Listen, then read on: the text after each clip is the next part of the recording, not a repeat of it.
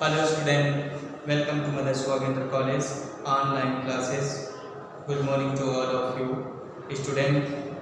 Today we are going to start next poem, poem number 2. It means listen to the Psalm of Life composed by S.W. Longfellow.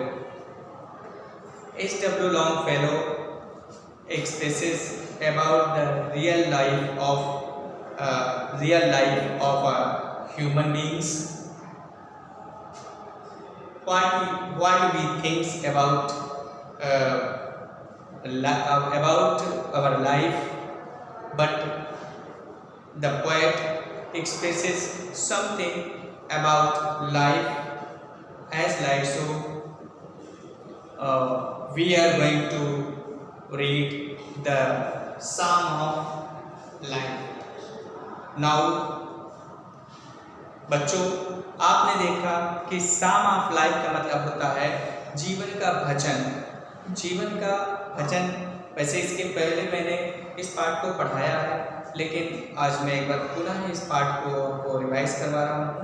फिर से आप इसको देखेंगे कि S.W. Longfellow ने किस प्रकार से जीवन के भजन के बारे में बताया। Now we start the first stanza of the poem. Life is real, life is earnest, and the grave is not its goal. Dust thou art to dust returnest, was not a spoken of the soul.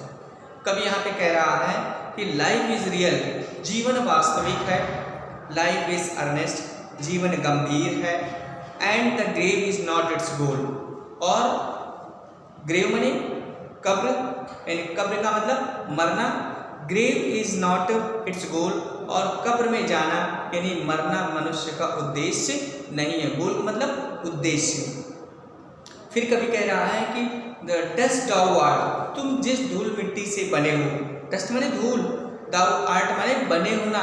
तुम जिस धूल मिट्टी से बने हो, to dust returnest, मरने के बाद वापस उसी धूल मिट्टी में हम पुनः मिल जाएंगे।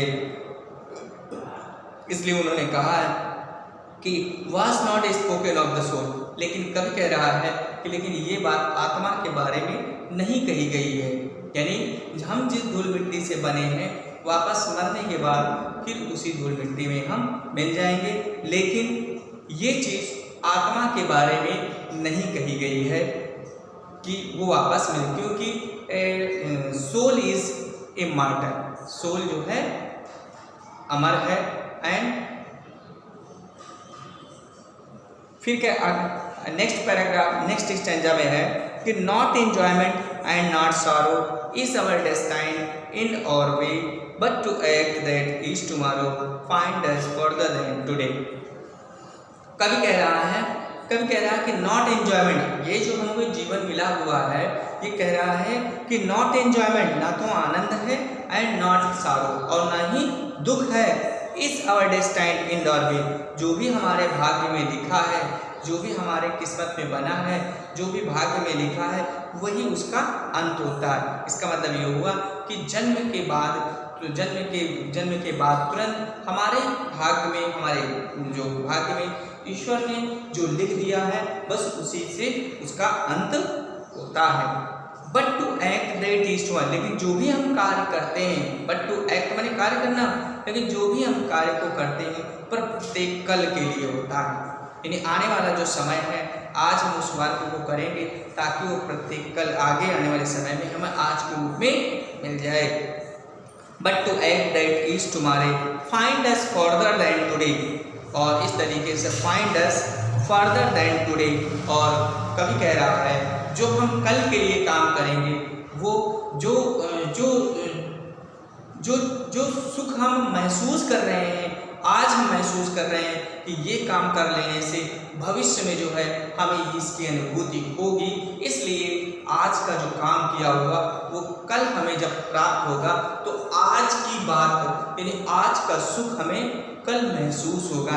इसलिए यहाँ पे कवि कहा है कि but to act that is tomorrow, लेकिन जो भी हम काम करते हैं वो प्रत्येक कल के लिए है। एंड फाइंड अस, और वो हमें प्राप्त होता है आगे किसके रूप में? देन टुडे, आज के रूप में हमें कल प्राप्त होता है।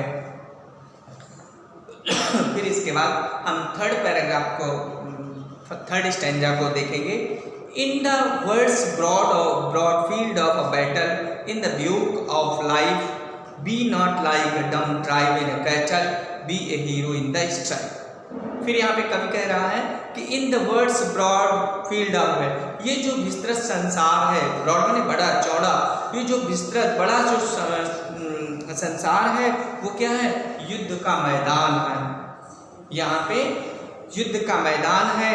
और in the bivouac of life, और यहाँ पे ब्यूक का मतलब क्या होता है?